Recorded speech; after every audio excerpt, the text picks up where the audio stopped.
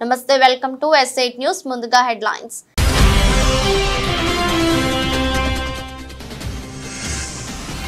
పోహర దేవి ప్రాంతంలోని జగదాంబ ఆలయాన్ని సందర్శించిన మోదీ ఆలయంలో ఏర్పాటు చేసిన డోలు వాయించిన ప్రధాని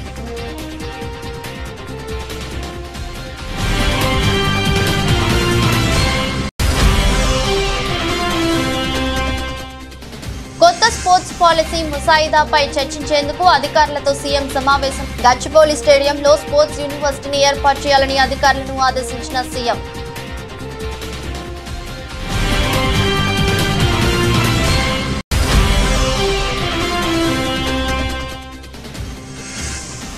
తిరుమలలో వీఐపీ సంస్కృతి తగ్గాలన్న సీఎం చంద్రబాబు కొండపై గోవిందనామ స్మరణం తప్ప మరేమీ వినిపించకూడదని వ్యాఖ్య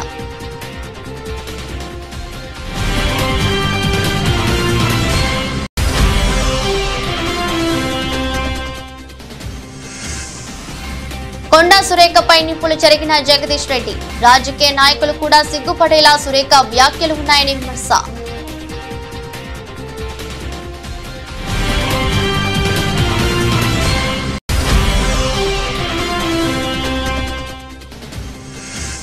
తిరుపతి లడ్డు వ్యవహారంలో సుప్రీంకోర్టు తీర్పుపై స్పందించిన మాజీ సీఎం జగన్ చంద్రబాబు నిజ స్వరూపాన్ని సుప్రీంకోర్టు ఎత్తి చూపిందని వ్యాఖ్య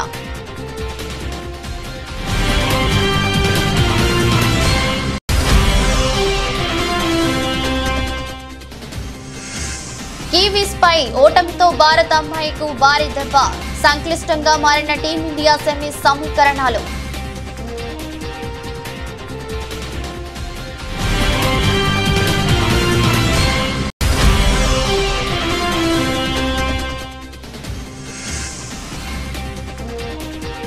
భారీ నష్టాల్లో స్టాక్ మార్కెట్ 2 రోజుల్లో 14 లక్షల కోట్ల నష్టం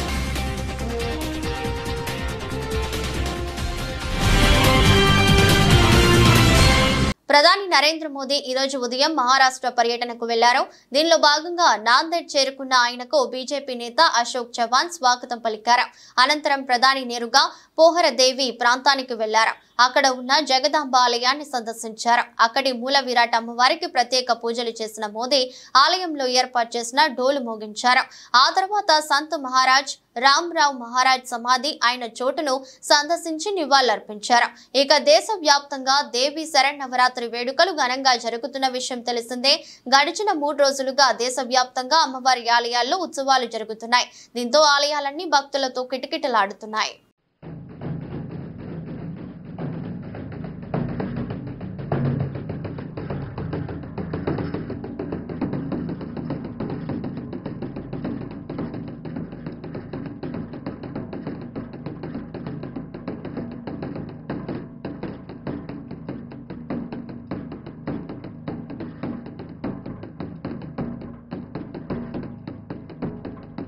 రాష్ట్ర ప్రభుత్వం కొత్తగా నెలకొల్పనున్న స్పోర్ట్స్ యూనివర్సిటీని గచ్చిబౌలి స్పోర్ట్స్ స్టేడియం ప్రాంగణంలోనే ఏర్పాటు చేయాలని సీఎం రేవంత్ రెడ్డి అధికారులను ఆదేశించారు. గచ్చిబౌలి స్టేడియం ప్రాంగణం 70 ఎకరాల విస్తీర్ణంలో ఉందని, వివిధ క్రీడలకు సంబంధించి సదుపాయాలన్నీ ఇప్పటికే ఉన్నాయని తెలిపారు. భవిష్యత్తు అవసరాలకు అనుగుణంగా కొన్ని మార్పులు చేస్తే సరిపోతుందని చెప్పారు. సచివాలయంలో కొత్త స్పోర్ట్స్ పాలసీ ముసాయిదాపై చర్చించేందుకు అధికారులతో సీఎం సమావేశమయ్యారు. ఈ సందర్భంగా మాట్లాడుతూ క్రీడా విశ్వవిద్యాలయాన్ని young India physical education and sports యూనివర్సిటీగా వ్యవహరించాలని సూచించారు. యంగ్ ఇండియా స్కిల్ యూనివర్సిటీ తరహాలోనే స్పోర్ట్స్ యూనివర్సిటీని పీపీపీ మోడల్లో నిర్వహించాలని చెప్పారు. దీనికోసం ప్రత్యేకంగా ఒక బోర్డు ఏర్పాటు చేయాలని, యూనివర్సిటీకి స్వయం ప్రతిపత్తి ఉండేలా చూడాలని అన్నారు. ఇక అంతర్జాతీయ స్థాయిలో తెలంగాణకు గుర్తింపు తెచ్చేలా కొత్త స్పోర్ట్స్ పాలసీ ఉండాలని సీఎం అన్నారు. 2036 ఒలింపిక్ క్రీడలను దృష్టిలో పెట్టుకుని అద్భుతమైన క్రీడాకారులను తీర్చిదిద్దే రీతిలో లక్ష్యాలు నిర్దేశించుకోవాలని సూచించారు. హైదరాబాద్ లో ప్రస్తుతం ఉన్న అన్ని స్టేడియాలు, క్రీడా మైదానాలను స్పోర్ట్స్ వర్సిటీ పరిధిలోకి తీసుకురావాలన్నారు. LB stadium, Hakimpet sports school, Kotla Vijayabhaskar Reddy indoor stadium, Saroornagar indoor stadium, OU university cycling వేల్ డ్రమ్లను ఒకే గొడుగు కిందకి తీసుకురావాలని చెప్పారు. బ్రహ్మోత్సవాల్లో తొలి రోజైన శుక్రవారం రాత్రి రాష్ట్ర ప్రభుత్వం తరపున సీఎం చంద్రబాబు దంపతులు శ్రీ వెంకటేశ్వర స్వామికి పట్టు వస్త్రాలు సమర్పించారు.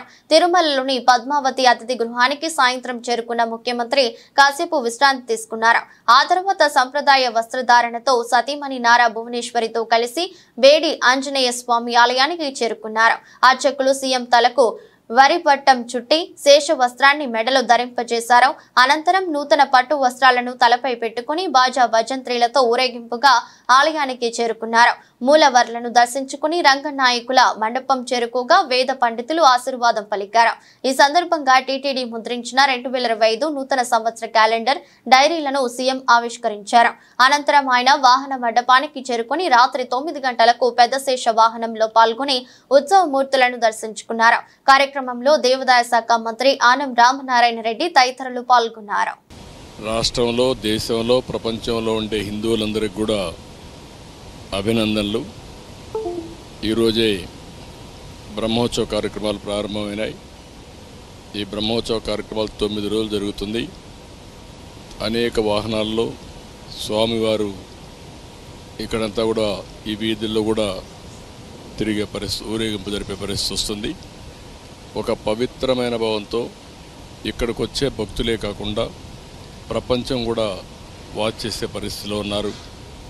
కలియుగ దేవుడు మనందరికి కూడా ఈ సమాజాన్ని అన్ని విధాలా ఆదుకునే దైవం. నేను ఇప్పుడే కాకుండా నాకు ఒక అదృష్టం, అనేక సార్లు, అందరికంటే ఎక్కువ సార్లు బ్రహ్మోత్సవానికి వచ్చి దేవునికి ప్రభుత్వ తరపున లాంఛనాలు సమర్పించే అవకాశం వచ్చింది. దీనికి నేను గర్వపడుతూ ఈ పవిత్రమైన రోజున మీ అందరికీ విజ్ఞప్తి చేస్తున్నా. ఈ 9 రోజుల్లో ఒక 15 లక్షల మంది భక్తులు ఇక్కడికి వస్తారు. ఈ 15 లక్షల మందికి ఎలాంటి ఇబ్బంది లేకుండా టీటీడీ మేనేజ్మెంట్ అయితే అన్ని కార్యక్రమాలు చేపడుతున్నారు. తిరుమల పవిత్రత, నమ్మకం కాపాడేలా పనిచేయాలి. ఆంధ్రప్రదేశ్ ముఖ్యమంత్రి చంద్రబాబు నాయుడు అధికారులకు కీలక సూచనలు చేశారు. తిరుమల కొండపై గోవిందనామ స్మరణ తప్ప మరో మాట వినిపించకూడదని స్పష్టం చేశారు. తిరుమల తిరుపతిలో ప్రశాంతతకు భంగం కలగకూడదని తేల్చి చెప్పారు. భక్తుల మనోభావాలకు సంబంధించి ఏ విషయంలోనూ రాజీ పడొద్దని కుండ బద్దలు కొట్టారు. పద్మావతి అతిథి గృహంలో తిరుమల తిరుపతి దేవస్థాన అధికారులతో సీఎం చంద్రబాబు సమీక్ష నిర్వహించారు. తిరుమలలో అందిస్తున్న సేవలపై భక్తుల నుంచి స్పందన గురించి అధికారులను సీఎం చంద్రబాబు అడిగారు. తిరుమల వచ్చిన ప్రతి భక్తుడి అనుభవాల గురించి అభిప్రాయం చెప్పే అవకాశం కల్పించాలని సూచించారు.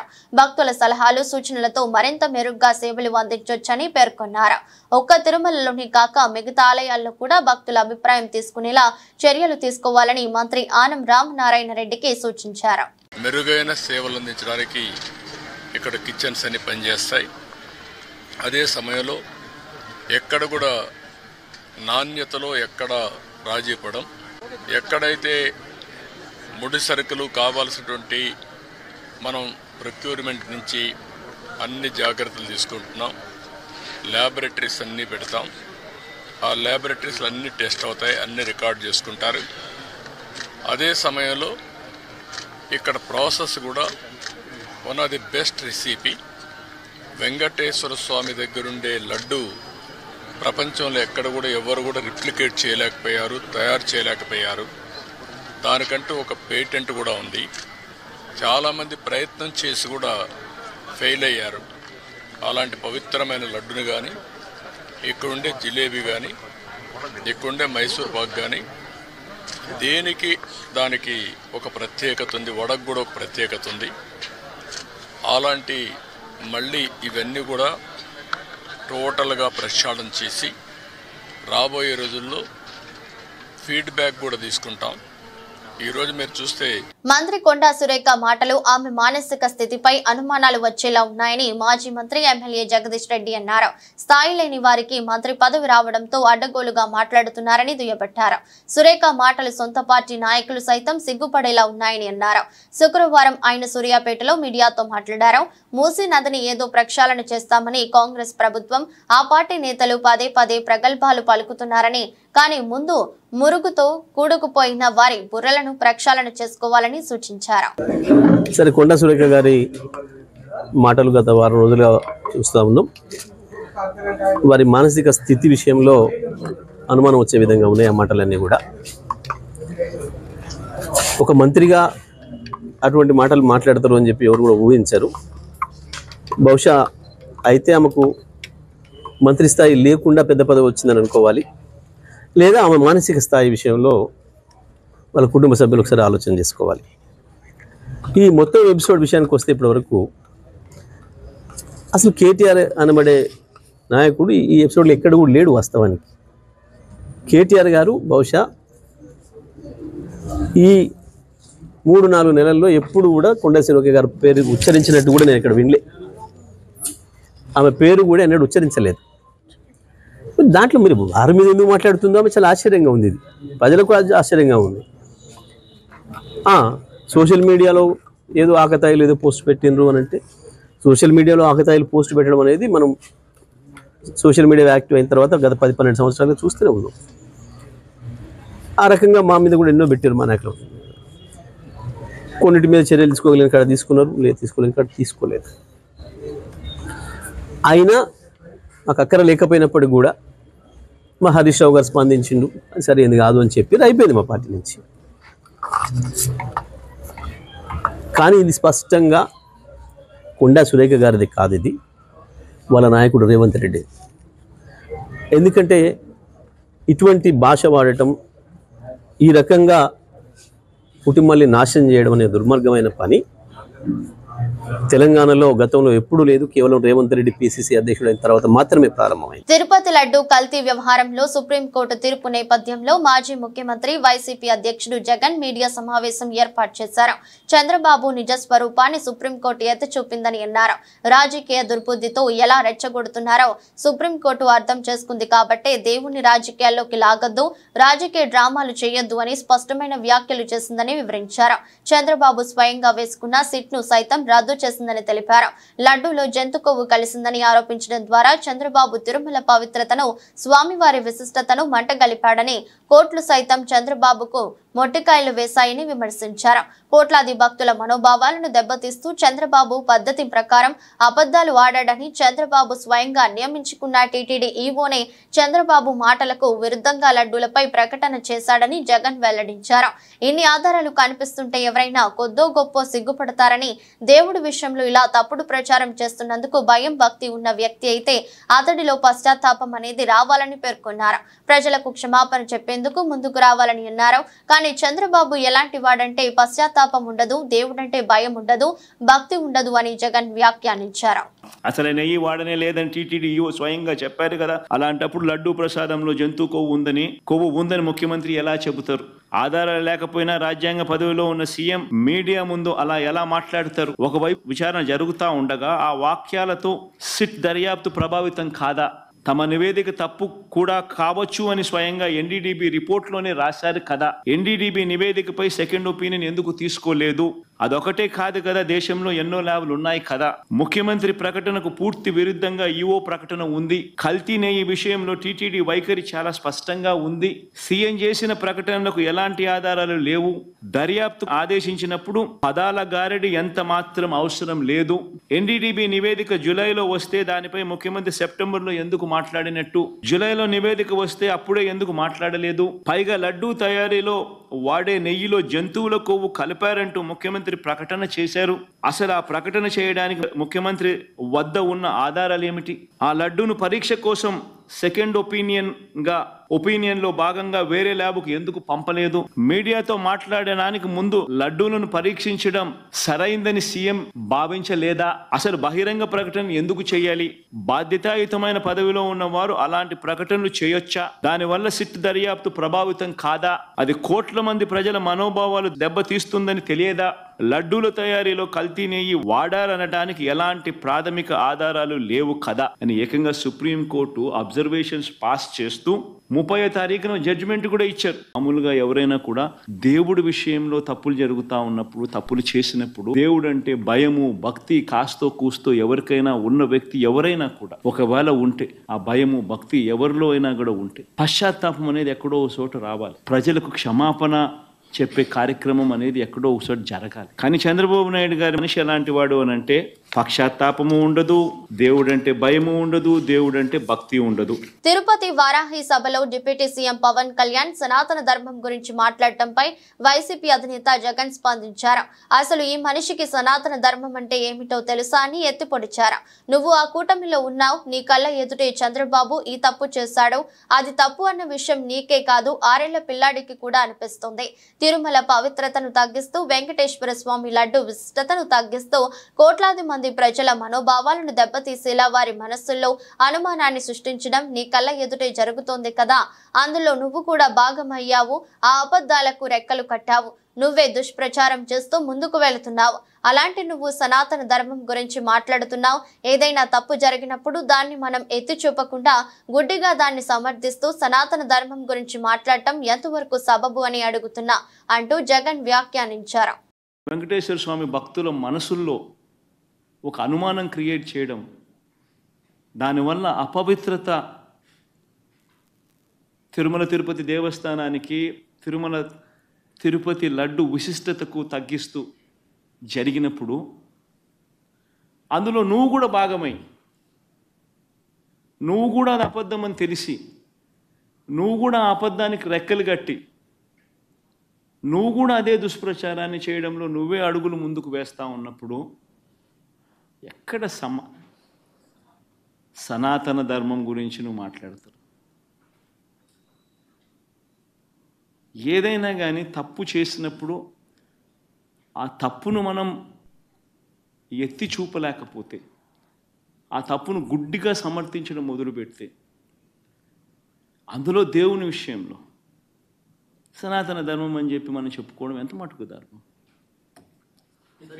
ఎస్సీ వర్గీకరణ విషయంలో సుప్రీంకోర్టు తీర్పు అనుకూలంగా నియామకాలు చేపడతామని అసెంబ్లీ సాక్షిగా చెప్పిన సీఎం రేవంత్ రెడ్డి వర్గీకరణకు వ్యతిరేకంగా అడుగులు వేయటం ఏమిటని బీఆర్ఎస్ ఎస్సీసెల్ నాయకులు ఇస్తారి శ్రీనివాసులు ప్రశ్నించారు. సిద్దిపేట జిల్లా కేంద్రంలోని ఎమ్మెల్యే క్యాంపు కార్యాలయంలో ఏర్పాటు చేసిన మీడియా సమావేశంలో బీఆర్ఎస్ ఎస్సీసెల్ నాయకులు మాట్లాడారు.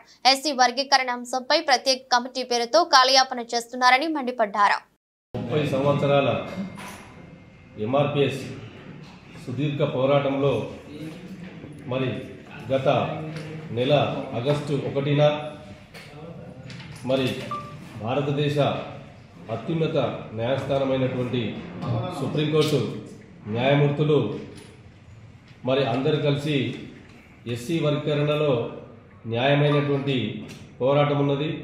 మరి మాదిగలు మాదిగ ఉపకులాలకి అందరికీ కూడా అన్యాయం జరిగిందనేటువంటి స్పష్టమైనటువంటి ఒక ఆధారంతో సుప్రీంకోర్టు ఆగస్టు 1న ఒక సంచలనమైనటువంటి తీర్పు భారతదేశంలో ఇవ్వడం జరిగింది. ఆ తీర్పు వచ్చిన పిదప మరి రాష్ట్ర ముఖ్యమంత్రి రేవంత్ రెడ్డి గారు అసెంబ్లీలో ఉండి ఆ తీర్పును మేము స్వాగతిస్తూ ఉన్నాం. ఆ తీర్పులో మరి కట్టుబడి ఉండి మాదిగలకు జరిగినటువంటి ఆ అన్యాయానికి మేము ఇప్పుడు కూడా జరగకుండా చేస్తామని చెప్పి ఆయన ప్రకటన చేయడం జరిగింది. నిండు సభలో ఆ ప్రకటన చేస్తూ ఎలాంటి అడ్డంకులున్నా నేను ప్రత్యేకమైనటువంటి ఆర్డినెన్స్ తెచ్చి ఈ సంవత్సరం జరిగేటువంటి ప్రభుత్వ నియామకాలలో ఖచ్చితంగా మాదిగ ఉపకులాలందరికీ కూడా సరైనటువంటి న్యాయాన్ని చేస్తానని చెప్పేసి మరి అసెంబ్లీ సాక్షిగా చెప్పడం జరిగింది. మరి దాన్ని దృష్టిలో పెట్టుకొని మా గౌరవ మందకృష్ణ మాదిగ గారు అదే నెలలో ఆగస్టు 24వ తారీఖున మరి మాదిగ ఎమ్మెల్యేలు మాదిగ మంత్రి అయినటువంటి శ్రీ దామోదర్ రాజనరసింహ గారిని తీసుకొని వెళ్ళి మరి అదే ముఖ్యమంత్రి గారికి మరి మీరు ఆర్డినెన్స్ తెస్తామని చెప్పారు కాబట్టి త్వరితగతిన ఇలాంటి ఆర్డినెన్స్ తెచ్చి వచ్చే ఈ నియామకాలలో మాదిగ ఉపకులాలందరికీ కూడా న్యాయం జరగాలని చెప్పేసి విన్నపం చేయడం జరిగింది. రాష్ట్ర ముఖ్యమంత్రి నారా చంద్రబాబు నాయుడు ఉండవల్లిలోని నివాసంలో రాష్ట్ర ప్రభుత్వం ధాన్యం సేకరణపై తీసుకుంటున్న విధి విధానాలపై సమీక్ష నిర్వహించారు. సమావేశంలో పౌర సరఫరాల శాఖ మంత్రి నాదెండ్ల మనోహర్ ఉన్నతాధికారులు ఉన్నారు. కానూరు రోడ్ సివిల్ సప్లై భవన్లో రైతు సంఘాలతో రైస్ మిల్లర్ల అసోసియేషన్ సంఘాలతో కేంద్ర ప్రభుత్వం కొత్తగా రూపొందించిన విధి విధానాలపై సదస్సు ఏర్పాటు చేశారు. ఖరీఫ్ లో తీసుకోవాల్సిన చర్యలపై అదేవిధంగా ప్రభుత్వం నుంచి సహాయ సహకారాలు అంశాలపై అవగాహన కల్పించారు.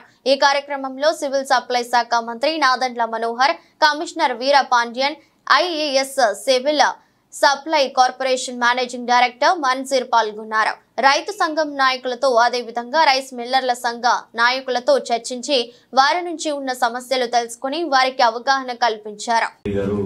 అదేవిధంగా కమిషనర్ గారు చాలా ఆయనకున్న అవగాహనతోటి చాలా లోతుగా మీతో ప్రస్తావించి చెప్పారు. కొన్ని స్టాండర్డ్ ప్రాక్టీసెస్ మనం ఏర్పాటు చేసుకోవాల్సిన అవసరం గతంలో కూడా మీరు చూశారు. స్మూత్ గా నడవాలి మనం ఈ ప్రక్రియలో అంటే కొంతవరకు మీకు కూడా పూర్తి అవగాహన ఉంది దాని గురించి. మొట్టమొదటిసారి ఈ ప్రభుత్వం వచ్చిన తర్వాత ఈ ఖరీఫ్ మాసంలో సిద్ధమవుతున్నాం కాబట్టి నేను మిమ్మల్ని అందరినీ కోరేది ఏంటంటే, గతంలో మేము చూసాం, మేము కూడా తిరిగాం. ప్రతిపక్షంలో ఉన్నప్పుడు క్షేత్రస్థాయిలో రైతు ఏ విధంగా నలిగిపోయాడు, ప్రభుత్వం తీసుకున్న కొన్ని మూర్ఖమైన నిర్ణయాల వల్ల ఇబ్బందికరమైన పరిస్థితులు క్షేత్రస్థాయిలో చాలా ఖచ్చితంగా ఉంటాయి రైతుకి. అది మీరందరూ కూడా చూశారు. అది అంతిమంగా మీ పైన పడింది, దళారుల పైన పడింది, చివరికి ప్రభుత్వం పైన కూడా పడింది ఆ విమర్శ. సమంత నాగ చైతన్య విడాకులు, నాగార్జునపై మంత్రి కొండా సురేఖ వ్యాఖ్యలపై ప్రముఖ సినీ నటుడు రచయిత పోసాని కృష్ణమురళి స్పందించారు. జెంటిల్మెన్ నాగార్జున కుటుంబానికి కొండా సురేఖ ఇప్పటికైనా క్షమాపణలు చెప్పాలని డిమాండ్ చేశారు. కొండా సురేఖ తనకు 30 ఏళ్లుగా తెలుసునని, ఆమె మంచి మనిషి అని, కానీ నాగార్జునపై ఎందుకు నోరు జారారో తెలియదన్నారు. నాగార్జున ఎవరికి హాని చేసే వ్యక్తి కాదని, అలాంటి మంచి వ్యక్తిపై మాట్లాడటం సరికాదన్నారు. రకుల్ ప్రీత్ సింగ్ కు పెళ్లై ముంబైలో ఉంటుందని, ఆమె గురించి మాట్లాడటం సరికాదన్నారు. ఈ రోజు మీడియాతో మాట్లాడుతూ సినిమా పరిశ్రమ కోసం తాను ప్రతిసారి ముందుకు వచ్చానన్నారు. సినీ కళామ తల్లి తన కన్న తల్లి వంటిదన్నారు. తాను ఎప్పుడు న్యాయం వైపే ఉంటానన్నారు. నాగార్జున కుటుంబంపై జరిగిన ఈ మాటల దాడిని పరిశ్రమలో అందరూ ఖండించారని, కానీ బాలకృష్ణ కుటుంబం మాత్రం స్పందించలేదని విమర్శించారు. ఆడపిల్లలకు కడుపైనా చెయ్యాలి, ముద్దు అయినా పెట్టాలి అన్న బాలకృష్ణ నుంచి మనం క్షమాపణ కోరగలమా అని ప్రశ్నించారు. అన్నెసరీగా అకారణంగా ఒక అన్నెసరీ కామెంట్ వచ్చింది, అది రాకూడదు. నాకు తెలిసి కొండా సురేఖ మేడం నాకు 25 ఏళ్ళు తెలుసు. వాళ్ళ మొత్తం మురళి గారు కూడా మంచి మనిషి. కొండా సురేఖ గారు రియల్లీ ఐమ్ టెల్లింగ్ యూ, చాలా హంబుల్గా ఎప్పుడు నవ్వుతూ ఉంటుంది, ఫ్రెండ్లీగా కూడా చాలా మంచి ఆమె. మరి ఎందుకు నోరు జారిందో అది ఆ మేడమే ఆలోచించుకోవాలి. బట్ జారిన అన్బేరబుల్ కామెంట్, అది చాలా తప్పు. మేడం మీరంటే నాకు చాలా గౌరవం. ఎందుకంటే ఎవరైతే మీరు కామెంట్ చేశారో, నాగార్జున చాలా హంబుల్ మ్యాన్, చాలా ఫ్రెండ్లీ నేచర్. నాకు 40 ఏళ్ళకి తెలుసు నాగార్జున గారు. ఎవ్వరికి హామ్ చేసే మనిషి కాదు. అలాంటి మంచి మనిషిని కామెంట్ చేయటం, అలాగే రకుల్ ప్రీత్ గురించి కామెంట్ చేయటం. ఆమెకి పెళ్ళయింది, పాపం పెళ్ళయింది, ఎక్కడో బొంబాయిలో ఉంటుంది. మీరన్న ప్రతి వర్డ్ వాళ్ళు క్రైమ్ లైక్ ఎనీథింగ్. ఒకసారి కన్సోల్ చేయండి, ఒకసారి ప్రెస్కే రండి. ఆ ఆడవాళ్ళని నా సోదరి సమానుడు అనండి, నాగార్జున బాబుని నా సోదరి సమానుడు అనండి. సింప్లీ హంబుల్గా ఐఎమ్ సో సారీ నాగార్జున, ఆవేశంగా అన్నాను, అప్రయత్నంగా అన్నాను, ఐఎమ్ ఎక్స్ట్రీమ్లీ సారీ. ఒక్క మాట అనండి. యు ఆర్ గుడ్ లేడీ, నాకు తెలుసు, అందుకే మిమ్మల్ని రిక్వెస్ట్ చేస్తున్నాను. సకల జీవరాశికి ఆహారం ప్రసాదించే అన్నపూర్ణాదేవిగా 3వ రోజు దుర్గమ్మ భక్తులకు దర్శనమిస్తున్నారు. సాక్షాత్తు పరమేశ్వరుడికే భిక్ష పెట్టిన అన్నపూర్ణాదేవిని ధ్యానిస్తే ధన ధాన్య వృద్ధి, ఐశ్వర్య సిద్ధి కలుగుతుంది. లోకంలో జీవుల ఆకలిని తీర్చడం కన్నా మించినది ఇంకేమీ లేదన్నదే ఈ అలంకారం వెనుకున్న అంతర్యం. విజయవాడ ఇంద్రకీలాద్రిపై దేవి శరన్నవరాత్రి మహోత్సవాలు అంగరంగ వైభవంగా జరుగుతున్నాయి. ఉత్సవాలలో 3వ రోజు జగన్మాత దుర్గమ్మ అన్నపూర్ణాదేవిగా భక్తులకు దర్శనమిస్తున్నారు. ఉదయం 4 గంటలకు స్నపనిభిషేకం అనంతరం అమ్మవారి దర్శనానికి భక్తులకు దర్శనమిస్తున్నారు. సకల జీవరాశికి ఆహారం ప్రసాదించి అన్నపూర్ణాదేవిని దర్శించుకుంటే ఆకలి దప్పులు ఉండవని, ప్రాణకోటికి జీవనాధారం అన్నం. అందుకే అన్నాన్ని పరబ్రహ్మ స్వరూపం అంటారు. సాక్షాత్తు పరమేశ్వరుడికే భిక్ష పెట్టిన అన్నపూర్ణాదేవిని ధ్యానిస్తే ధన ధాన్య వృద్ధి, ఐశ్వర్య సిద్ధి కలుగుతుంది. లోకంలో జీవుల ఆకలిని తీర్చడం కన్నా మించినది ఇంకేమీ లేదన్నదే ఈ అలంకారం వెనుకున్న ఆంతర్యం. ఈ రోజు అన్నపూర్ణాదేవికి గంధం లేదా పసుపు రంగు వస్త్రాన్ని సమర్పిస్తారు. ఈ రంగులు ఇచ్చేందుకు ప్రతీక. ఈ రోజు అమ్మవారికి గారెలు, క్షీరాన్నం, దద్యోజనం నివేదిస్తారు. ఈ రూపంలో ఉన్న శక్తి రూపాన్ని అర్చిస్తే బుద్ధి వికాసం, సమయస్ఫూర్తి, బుద్ధి కుశలత కలుగుతాయి. హర్యానాలో అసెంబ్లీ ఎన్నికల పోలింగ్ కొనసాగుతోంది. మొత్తం 90 అసెంబ్లీ స్థానాలకు ఒకే విడతలో పోలింగ్ నిర్వహిస్తున్నారు. ఉదయం 7 గంటలకు ప్రారంభమైన ఓటింగ్ సాయంత్రం 6 గంటల వరకు కొనసాగనుంది. సామాన్య ప్రజలతో పాటు పలువురు ప్రముఖులు ఉదయం నుంచే పోలింగ్ కేంద్రాల దగ్గర బారులు తీరి తమ ఓటు హక్కును వినియోగించుకుంటున్నారు. కేంద్ర మంత్రి మనోహర్ లాల్ ఖట్టర్, మాజీ రెజ్లర్, కాంగ్రెస్ అభ్యర్థి వినేష్ ఫోగాట్, హర్యానా ముఖ్యమంత్రి నయూబ్ సింగ్ సైని సహా పలువురు ఓటు వేశారు. ఇక ఇటీవలే జరిగిన పారిస్ ఒలింపిక్స్ క్రీడల్లో డబుల్ పతాకాలు సాధించిన స్టార్ షూటర్ మను బకార్ తొలిసారి ఓటు హక్కు వినియోగించుకున్నారు. షుజర్లోని ఓ పోలింగ్ కేంద్రంలో ఉదయమే ఓటు వేశారు. ఈ సందర్భంగా ప్రజాస్వామ్య పండుగలో పాల్గొనాలని దేశ యువతకు పిలుపునిచ్చారు. నేను ఓటు హక్కు వినియోగించుకోవడం ఇదే తొలిసారి. చిన్న అడుగులే పెద్ద లక్ష్యాలను చేరుకుంటాయి. దేశ యువతగా ఓటు వేయటం మనందరి బాధ్యత. ప్రతి ఒక్కరూ ఓటు వేసి ప్రజాస్వామ్య పండుగలో భాగస్వామ్యం కావాలని పిలుపునిచ్చారు. ఎన్నో ఆశలతో టీ20 ప్రపంచ కప్ కోసం యుఏఈలో అడుగుపెట్టిన భారత మహిళా క్రికెట్ జట్టుకు ఆదిలోనే భారీ దెబ్బ తగిలింది. శుక్రవారం న్యూజిలాండ్ తో జరిగిన మ్యాచ్ లో టీమిండియా ఘోర పరాజయం పాలైంది. దీంతో భారత మహిళా క్రికెట్ జట్టు కష్టాల్లో పడింది. దుబాయ్ ఇంటర్నేషనల్ స్టేడియంలో జరిగిన ఈ మ్యాచ్ లో ఇండియాను కివీస్ ఏకంగా 58 పరుగుల తేడాతో ఓడించింది. ఈ ఓటమి భారత సెమీఫైనల్ ఆశలపై నీళ్లు చల్లింది. దీంతో తన తర్వాత 3 మ్యాచ్ల్లో టీమిండియా తప్పక గెలవడంతో పాటు మంచి నెట్ రేట్ ను కలిగి ఉండాల్సిన పరిస్థితి ఏర్పడింది. అప్పుడే భారత జట్టు ఇతర జట్ల సమీకరణాలపై ఆధారపడకుండా నేరుగా సెమీస్ కు చేరుతుంది. లేని పక్షంలో గ్రూప్ దశ నుంచే ఇంటి ముఖం పట్టాల్సి ఉంటుంది. ఇలా ఈ ఒక్క ఓటమితో భారత్ సెమీస్ అవకాశాలు సంక్లిష్టమయ్యాయి. ఇక గ్రూప్ ఏలో ఉన్న జట్లలో ఆస్ట్రేలియాతో భారత జట్టు గెలవడం అనేది చాలా కష్టం. ఇప్పటికే న్యూజిలాండ్ తో జరిగిన మ్యాచ్ లో భారీ ఓటమితో భారత రన్ రేట్ దారుణంగా 2.900గా ఉంది. దీంతో టీమిండియా ఇప్పుడు పాయింట్ల పట్టికలో ఆఖరి స్థానంలో ఉంది. భారత సెమీస్ చేరాలంటే తన తరువాతి 2 మ్యాచ్ల్లో పాకిస్తాన్, శ్రీలంకలను మంచి రన్ రేట్ తో ఓడించాలి. తద్వారా టీమిండియా ఖాతాలో 4 పాయింట్లు చేరడంతో పాటు మంచి రన్ రేట్ కూడా ఉంటుంది. ఇక 6 సార్లు టీ20 ఛాంపియన్ గా నిలిచిన ఆస్ట్రేలియాతో భారత్ తన చివరి గ్రూప్ స్టేజ్ మ్యాచ్ ఆడనుంది. ఒకవేళ ఈ మ్యాచ్ లో ఆసీస్ ను ఓడిస్తే మనకు ఇంకా పెద్ద ప్లస్ అవుతుంది. ఒకవేళ ఆస్ట్రేలియా చేతిలో ఓడిపోతే న్యూజిలాండ్ తమ మిగిలిన 3 మ్యాచ్ల్లో 2 మ్యాచ్లోనైనా పరాజయం పొందాలి. అప్పుడు సమీకరణం మెరుగైన రన్ రేట్ కారణంగా భారత్ కు సెమీఫైనల్ చేరే అవకాశం ఉంటుంది. దేశీయ స్టాక్ మార్కెట్ శుక్రవారం భారీ నష్టాల్లో ముగిసింది. మిడిల్ ఈస్ట్ లో ఉద్రిక్తతల నేపథ్యంలో అంతర్జాతీయ మార్కెట్లు నష్టపోయాయి. ఈ ప్రభావం భారత మార్కెట్ పై పడింది. స్టాక్ మార్కెట్ వరుసగా 5వ రోజు నష్టపోయింది. బిఎస్సి లిస్టెడ్ కంపెనీల మార్కెట్ క్యాప్ 2 రోజుల క్రితం 475 లక్షల కోట్లు కాగా ఈ రోజు మార్కెట్ ముగిసిన తర్వాత 461 లక్షల కోట్లకు పడిపోయింది. 2 ట్రేడింగ్ సెషన్లలోనే భారత ఇన్వెస్టర్లు 14 లక్షల కోట్లకు పైగా నష్టపోయారు. సెన్సెక్స్ 808 పాయింట్లు నష్టపోయి 81,688 పాయింట్ల వద్ద ముగిసింది. నిఫ్టీ 235 పాయింట్లు క్షీణించి 25,014 వద్ద స్థిరపడింది.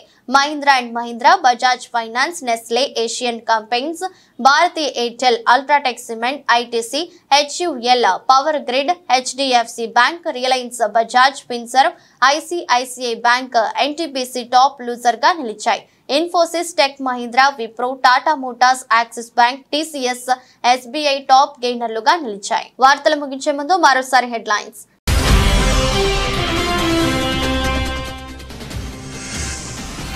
పోహరాదేవి ప్రాంతంలోని జగదాంబ ఆలయాన్ని సందర్శించిన మోదీ, ఆలయంలో ఏర్పాటు చేసిన డోలు వాయించిన ప్రధాని.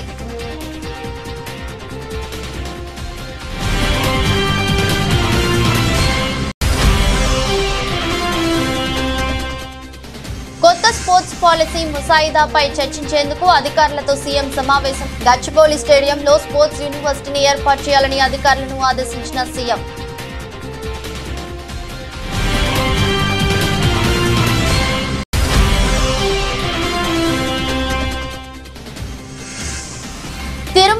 వీఐపీ సంస్కృతి తగ్గాలన్న సీఎం చంద్రబాబు. కొండపై గోవిందనామ స్మరణం తప్ప మరేమీ వినిపించకూడదని వ్యాఖ్య.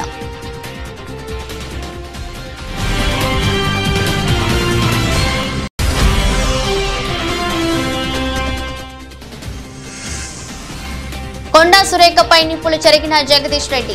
రాజకీయ నాయకులు కూడా సిగ్గుపడేలా సురేఖ వ్యాఖ్యలు ఉన్నాయని విమర్శ.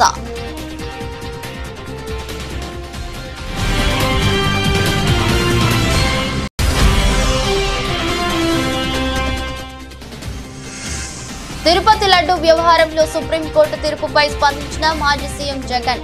చంద్రబాబు నిజ స్వరూపాన్ని సుప్రీంకోర్టు ఎత్తి చూపిందని వ్యాఖ్య.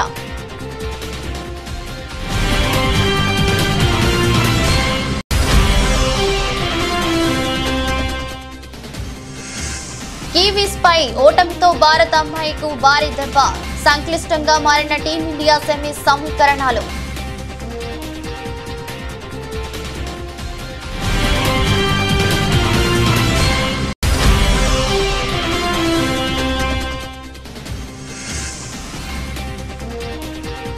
భారీ నష్టాల్లో స్టాక్ మార్కెట్. 2 రోజుల్లో 14 లక్షల కోట్ల నష్టం.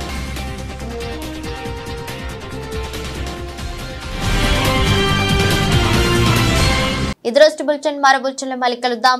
అంతవరకు సెలవు. నమస్కారం.